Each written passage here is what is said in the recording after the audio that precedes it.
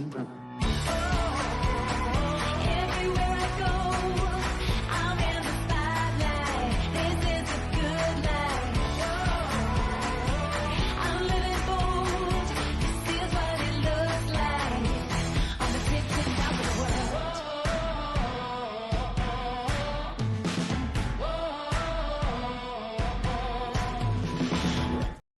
The United States Trade Representative, USTR, has initiated an investigation into China's acts, policies, and practices targeting the maritime logistics, and shipbuilding sectors for dominance.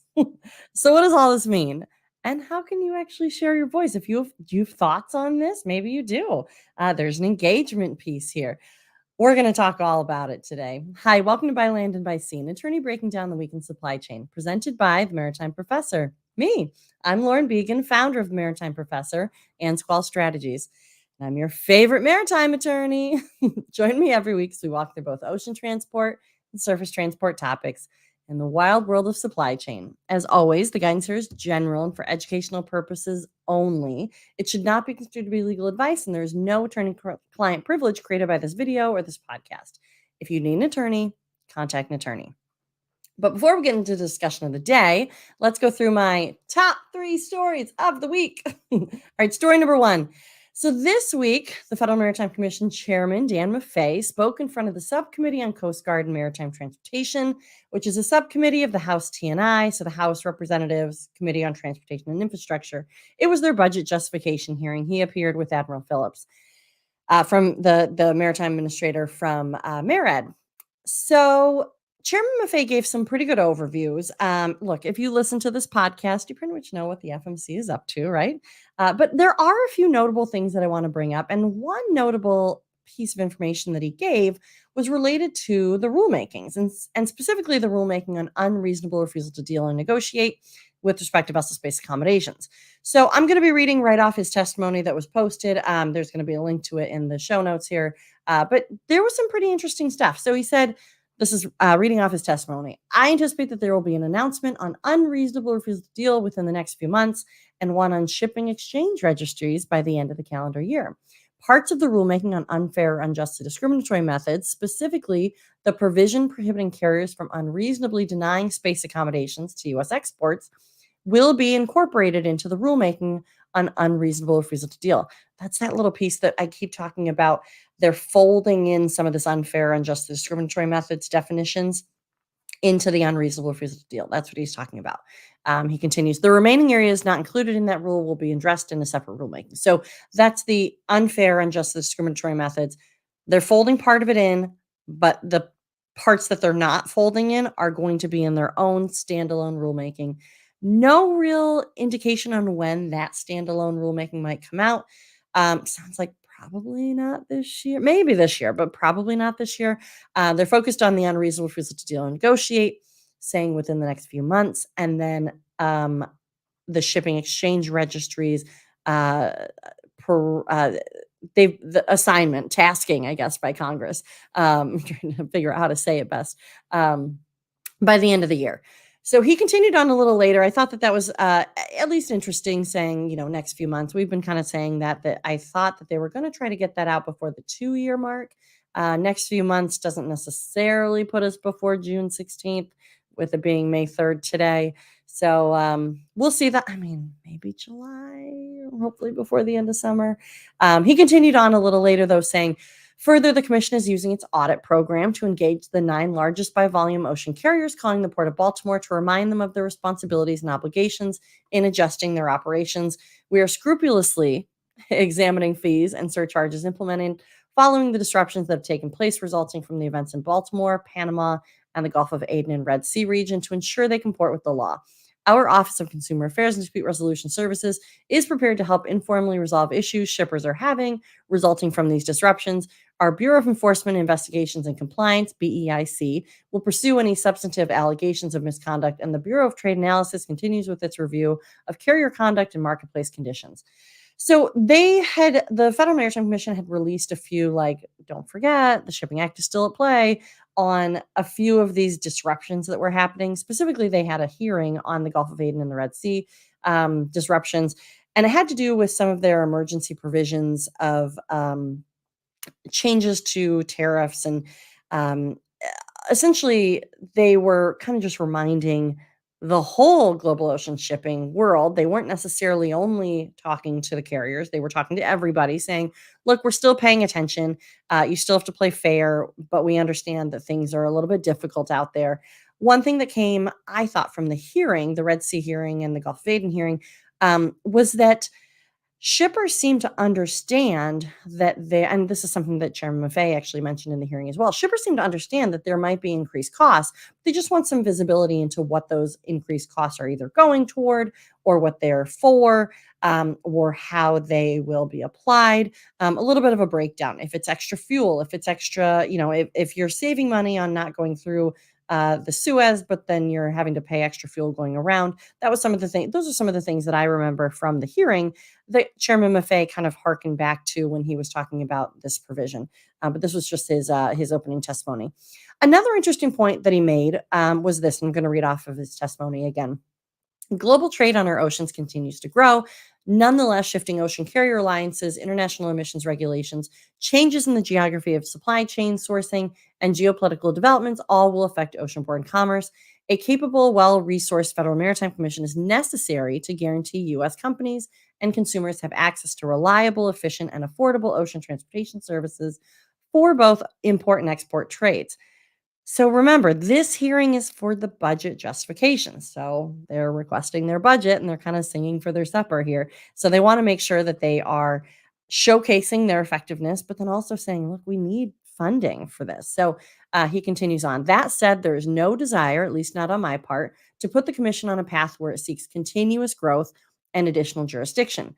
The commission has had to grow to meet the vision of Congress and be a potent regulator of international ocean transportation. That growth was reflected in OSRA 22, and the FMC's budget requests have followed the budget and staff trajectories included in that legislation. If the Congress does decide to give us additional qualitative responsibilities, I only ask that you give us the additional resources to fulfill those new demands or understand when implementation is delayed or when other vital capabilities are cut. The commission is requesting 48,452,000 to fund its fiscal year 2025 operations. So 48 million is what they're requesting. And Chairman Maffei is saying, look, we are maxed out. If you want us to do more, we need more funding. 48 million.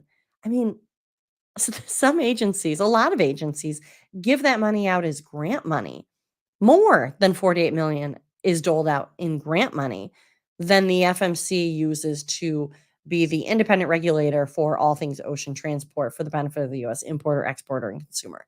I mean, they're a trade competition authority for ocean shipping for the US, and they're working on 48 million as their overall budget. I mean, that's wild, right? And we've talked about this before. They used to be about 120 people. They're, I think, trying to get up to about 150, 160, 160 people. But that has to include everybody, right? That has to include administrative positions. Not everybody is going to be subject matter specific, right? That you still have to run the agency. So 150 maybe people working to cover 90% of everything that moves by ocean transit. It's wild. I'm happy to see that Congress is paying attention to the FMC in that they seem to be supportive of the FMC. Certainly they're giving them uh, things to do through OSRA. But I definitely echo Chairman Maffei here in that if the FMC is going to be asked to be doing more things, they're going to need support by way of funding. And I know there's only so much money to go around, but look, the FMC is a very important agency, whether people realize that or not. I think now they do. Um, whether people realize that or not doesn't really matter. It still remains a very important agency and one that should be funded probably more than the 48 point almost 5 million that they're requesting. And I don't know. I think for the amount of coverage that their subject matter covers with Shipping Act, it's just wild that it's 48 million. So one last point that I wanted to highlight. where he talked about the incentive principle a little bit, which I thought was an interesting little quip here. So he said, we continue to elaborate on the incentive principle interpretive rule in the manner prescribed by Congress. The incentive principle rule, authored by Commissioner Rebecca Dye and approved unanimously by the FMC in spring 2020, I believe it was May 18th, 2020, established that for a detention or demurrage charge to be reasonable, it must help promote the efficient movement of cargo and or equipment and not be for some other purpose. So that's the incentive principle. He recounted or recalled what the incentive principle was. So interesting, right? I mean, so perhaps he highlighted that because the FMC actually received a little bit of a pushback from some members of Congress saying that the FMC is applying the incentive principle perhaps a little incorrectly, or certainly that the congressman that wrote the letter said that they thought that they were applying it incorrectly, saying that MTOs charging D&D department detention demurrage on holidays or weekends this is what the congressional letter basically said. I'm kind of paraphrasing, saying that the charging of D&D on holiday and weekends is in line with the incentive principle, although the FMC, through an informal case, the Evergreen case, said, and they even made an announcement about it, said that in that case, the holidays and weekends, when you charge detention demurrage for holidays and weekends, it goes against the incentive principle because of the impossibility of pickup due to terminal closure. The argument made in that congressional letter was basically saying, look, because we might charge over the weekend, we see an increase in compliance and people trying to rush to get their goods, their containers picked up before the weekend or certainly a holiday weekend because they know that there's going to be 3 days that they're going to get charged for. But the FMC's point is, yeah, but those 3 days nobody can pick up, so why are you charging for something? So it remains to be seen what will happen with that discussion in the long term. But for right now, it seems like Chairman Maffei is kind of doubling down, saying, look, uh, this incentive principle was established for a detention demurrage charge to be reasonable. It must help promote the efficient movement of cargo and or equipment and not be for some other purpose. The Evergreen case, I believe, I haven't checked in a while, but I believe it's on appeal. Everything's on appeal, right? So that might still be in the works. But the FMC even made like an announcement about it. And that's a rare thing that they make an announcement about one of their cases, certainly an informal case. And I believe it was over $500. So interesting. I think we're going to see the incentive principle come back up again in conversation. But I thought it struck me as interesting that he brought that up because of the conversation that had happened over the fall, I guess, was when that letter came in, and kind of early winter. So just a little roundup of where we are, and this is still just story number one. The FMC is working through the 3 rulemakings and the 1 RFI, request for information, that they were directed to undertake by the Ocean Shipping Reform Act and certainly through their work with the MTDI. So the open rulemakings are, we obviously know, the billing practices of detention demurrage, that one's out. That one goes into effect May 28th. There is a pending petition. Looks like movement and filings are going to start around May 20th. So we might get some clarity on whether that petition is going to have any effect on the effective date. But as of right now, looks like the petition dates are like May 20th. The effective date of that rule, except for the contents of the invoice, but the effective date of that rule is May 28th, so 8 days later. So we'll probably see something out of the court around the 20th. We'll see. I don't think, as of right now, the FMC has not made any indication that anything is changing. He even brought up that petition and didn't say anything about that having any effect yet on the rulemaking. So May 28th is still the date. The other open rulemakings that we have, the defining unreasonable refusal to deal or negotiate with respect to vessel-based accommodations provided by an ocean common carrier. We just talked about that one. He said a few more months, maybe. And then the defining unfair, unjust, or discriminatory method, still waiting on that language, even though they're folding some of it into that unreasonable refusal. And then the RFI is out for the Maritime Transportation Data Initiative. Go take a look. It's pretty interesting. It's very operational on data exchanges. Remember, if you're going to be filing comments on that, keep it general enough that you're not mentioning specific companies or specific instances. Keep it kind of trends. That's going to be the most helpful. And I mean, not legal advice, but hopefully keep you out of trouble, right? If you keep it in kind of a trend conversation. I mean, they want specifics, but they don't want business name level specifics. So, yeah, take a look. There's some guidance on that. And again, that's not legal advice directly related to your matter, but take a look at the request for information out of the Maritime Transportation Data Initiative.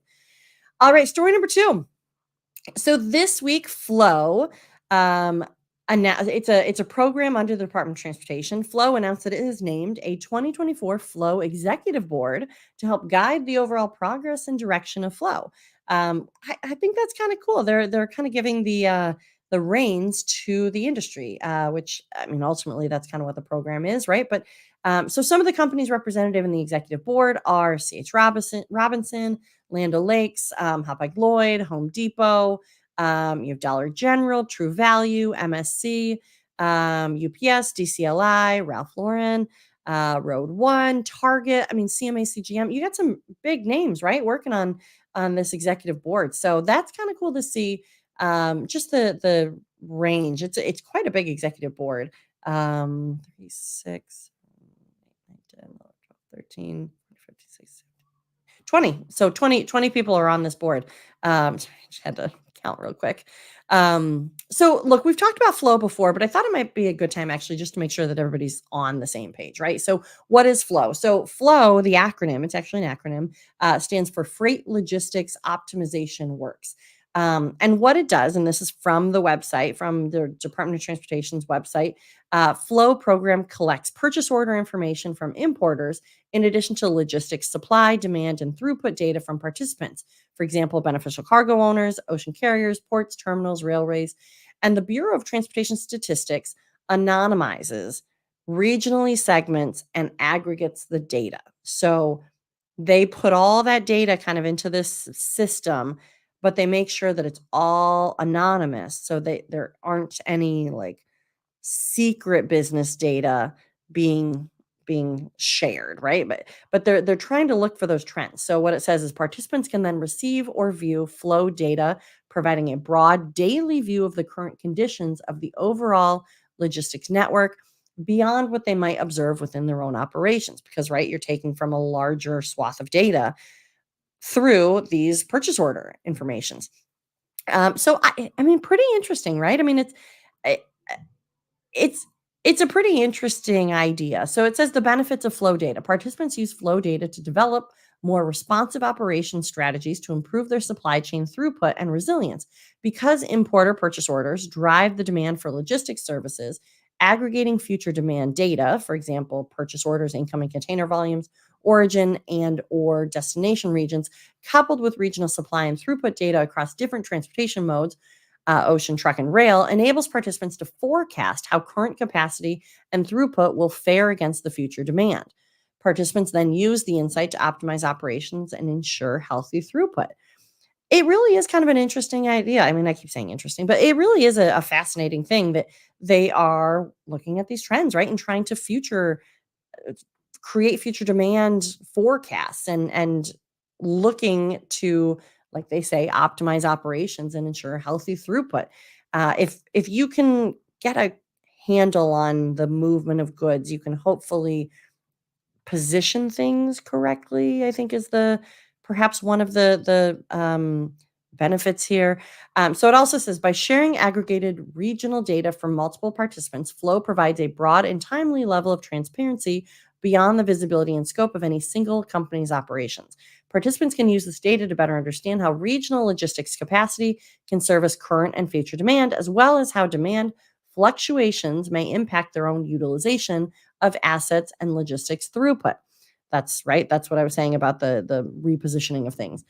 Because demand data is shared in advance of when respective logistics services would be required, supply side optimizations, such as modifying supply capacity levels, service level mixes, and service expectations, can be made by participants in a more proactive and responsive manner. This, in turn, can help the industry mitigate bottlenecks and service level volatility. So, that's what Flow is, and like I said, they just named an executive board, so we'll see, how the executive board specifically helps guide, as they say, the overall progress and direction of Flow. So pretty cool, pretty interesting. So story number 3 is actually that the United States Trade Representative initiated a Section 301 investigation, which is also our topic of the day. So let's get right into it. Let's get into the meat and potatoes of the day. All right. So, USTR, like I said, initiated a Section 301 investigation on April 17th. So, recall that we talked a little bit about this as a possibility when I first brought up the United Steelworkers Union and actually other labor unions, 5 in total, filing a Section 301 petition at the USTR calling on the United States Trade Representative to initiate an investigation of Chinese commercial shipbuilding, among other things, right? And I keep calling this the Steelworkers petition, but there were actually 5 petitioners in total, 5 labor unions here. So they were the 5 petitioners are the United Steel, Paper and Forestry, Rubber Manufacturing, Energy, Allied Industrial and Service Workers International Union, the AFL-CIO CLC, the International Brotherhood of Electrical Workers, the International Brotherhood of Boilermakers, Iron Shipbuilders, Blacksmiths, Foragers, and Helpers, AFL-CIO CLC, IBB, the International Associations of Machinists and Aerospace Workers, IAM, and the Maritime Trades Department of the AFL-CIO MTD. So those are the 5 unions. But I just kind of call it the Steelworkers petition. But now you know. USTR summarized the petition as follows. So if you go and look at the Federal Register filing, they summarize the petition. I think they did it quite well. So I'm just going to read it off. On March 12, 2024, 5 labor unions filed a Section 301 petition regarding the acts, policies, and practices of China to dominate the maritime logistics and shipbuilding sector. The petition was filed pursuant to Section 302A1 of the Trade Act of 1974, requesting action pursuant to Section 301B. Petitioners allege that China targets the maritime logistics and shipbuilding sector for dominance and engages in a wide range of unreasonable or discriminatory acts, policies, and practices that provide unfair advantages across maritime industries such as shipbuilding, shipping, and maritime equipment.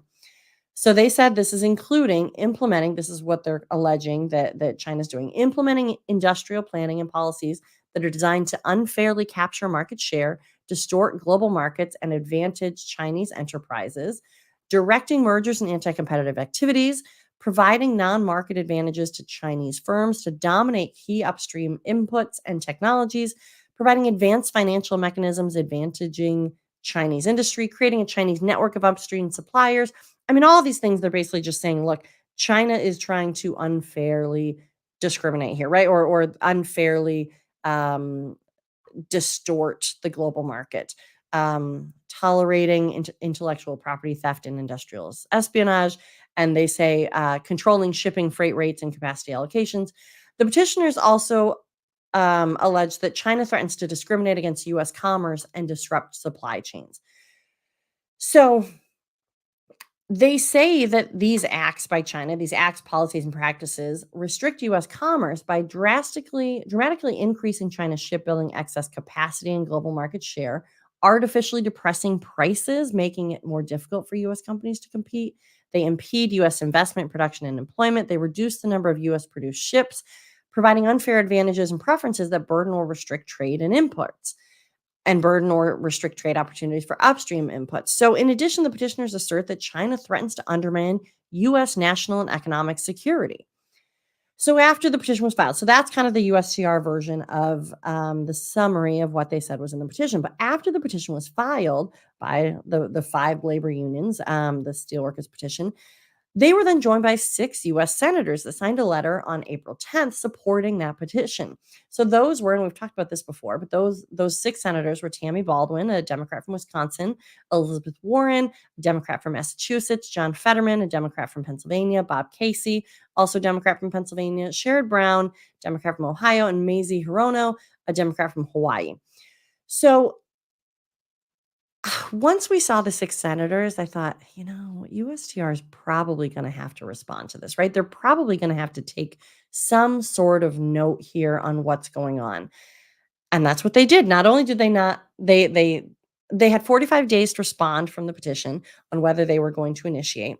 And that's what they did. So in the Federal Register announcement, which was posted on April 22nd, USTR said that pursuant to Section 302 of the Trade Act, the U.S. Trade Representative reviewed the allegations of the petition, and after receiving the advice of the Section 301 committee, the U.S. Trade Rep determined to initiate an investigation regarding the issues raised in the petition.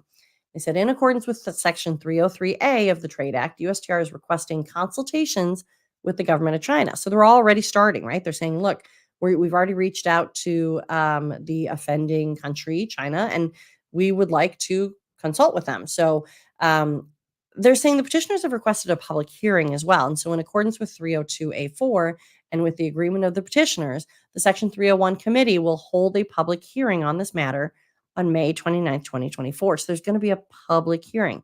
Not only did they initiate the investigation, but there's going to be a public hearing so that they can talk about this more.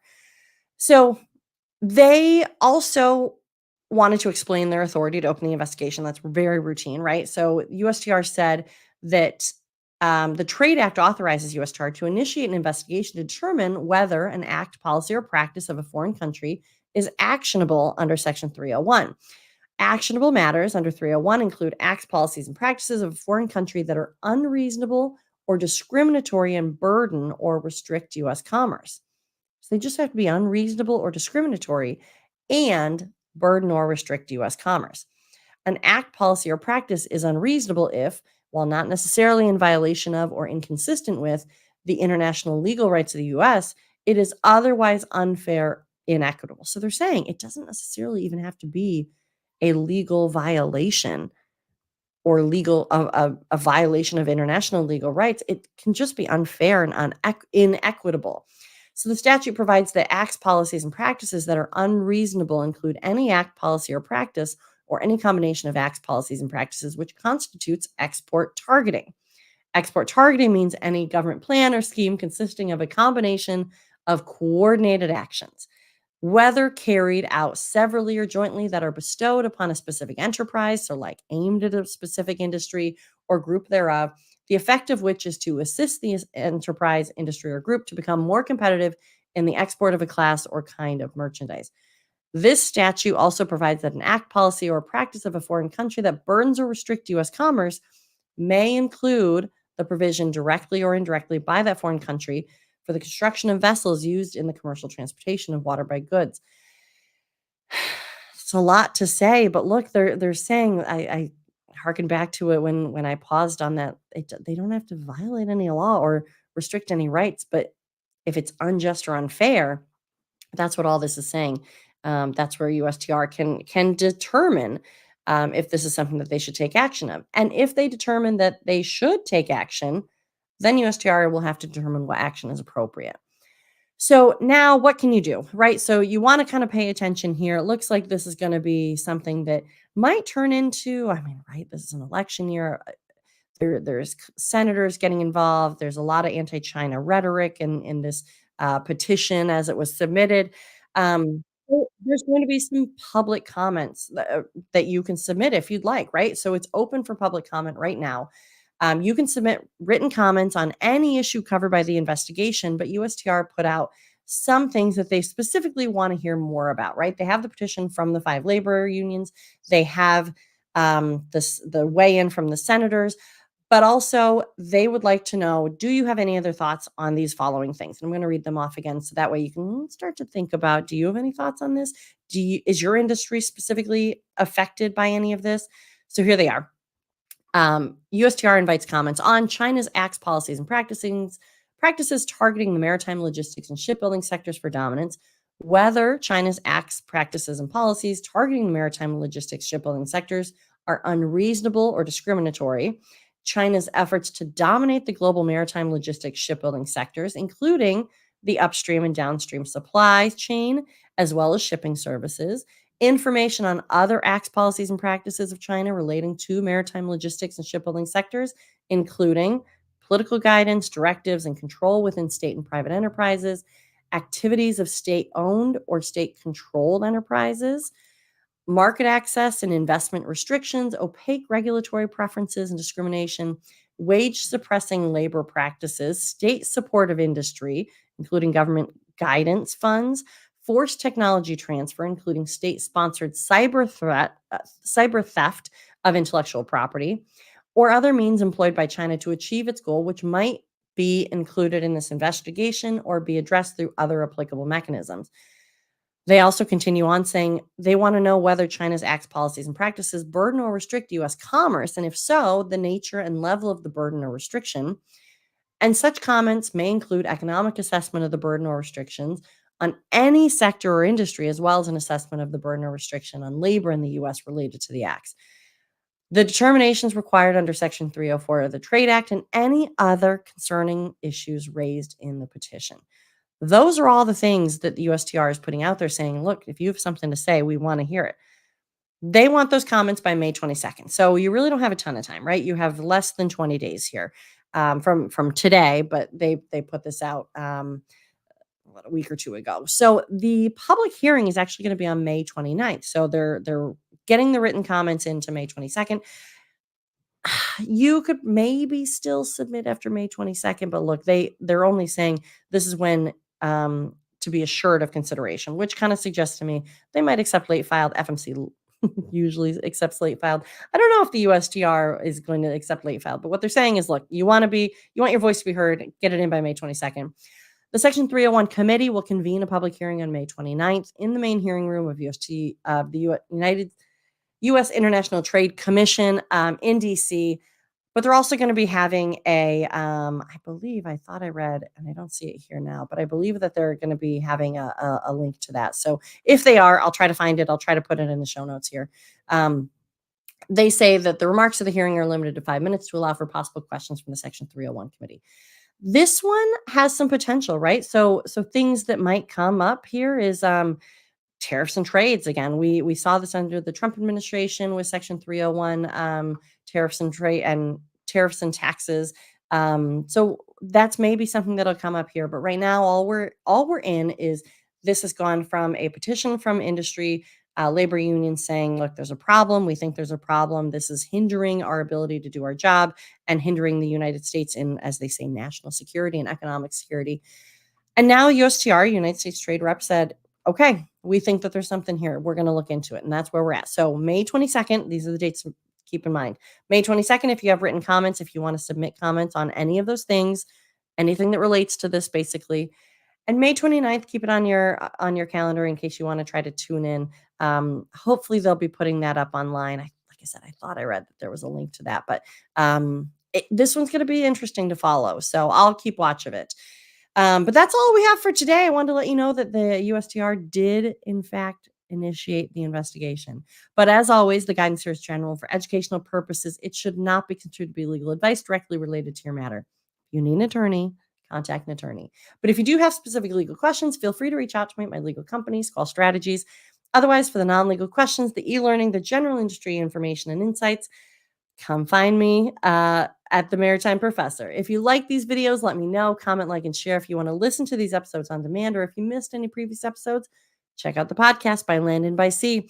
If you prefer to see the video, they live on my YouTube page by Land and by Sea, presented by the Maritime Professor. And while you're at it, check out the website, maritimeprofessor.com. So until next week, this is Lauren Began, the Maritime Professor, and you've just listened to By Land and by Sea. See you next time.